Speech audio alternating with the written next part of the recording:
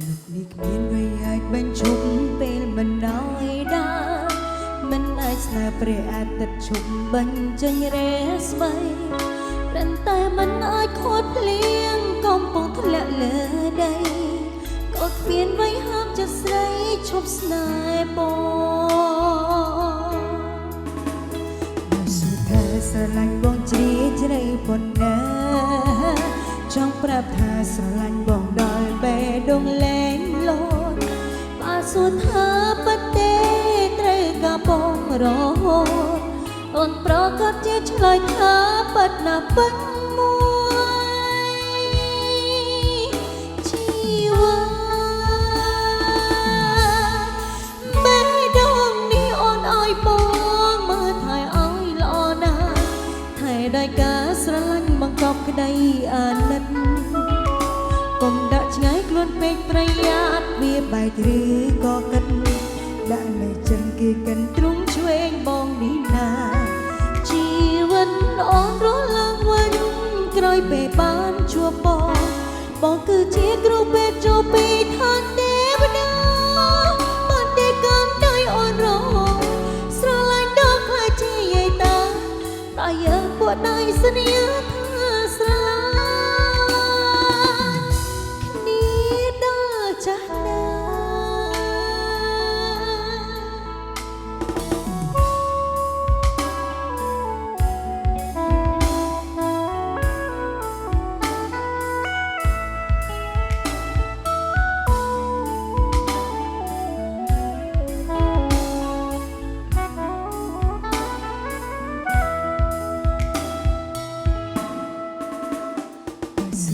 ស្រឡាញ់បងជ្រាលជ្រៅប៉ុណ្ណាចង់ប្រាប់ថាស្រឡាញ់បងដល់បេះដូងលែងលោតបើសួរថាពិតទេត្រូវក៏បងរហូតអូនប្រកាសជាឆ្លើយថាពិតណាស់ពិតមួយជីវិតបេះដូងនេះអូនឲ្យបងមើលថែឲ្យល្អណាស់ដោយការស្រឡាញ់បង្កប់ក្តីអាណិតកុំដាក់ឆ្ងាយខ្លួនពេកប្រយ័ត្នវាបែកឬក៏កិនដាក់នៅចិនគេកិនទ្រង់ឆ្វេងបងនេះណាជីវិតអូនរស់ឡើងវិញក្រោយពេលបានជួប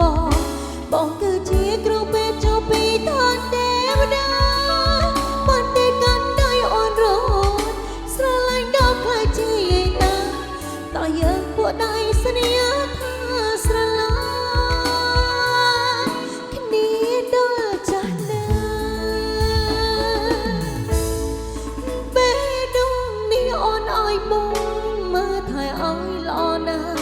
ថែដោយការស្រឡាញ់បង្កប់ក្តីអាណិត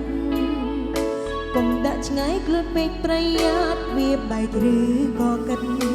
ដាក់នៅចិនគេកិនទ្រង់ឆ្វេងបងនេះណាជីវិតអូនរស់ឡើងវិញ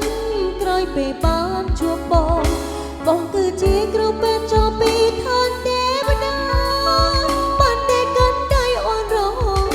ស្រឡាញ់ដល់ខ្លាចជាយាយតាតើយើងពួកដៃសន្យាថាស្រឡាញ់គ្នាដល់ចាស់ណា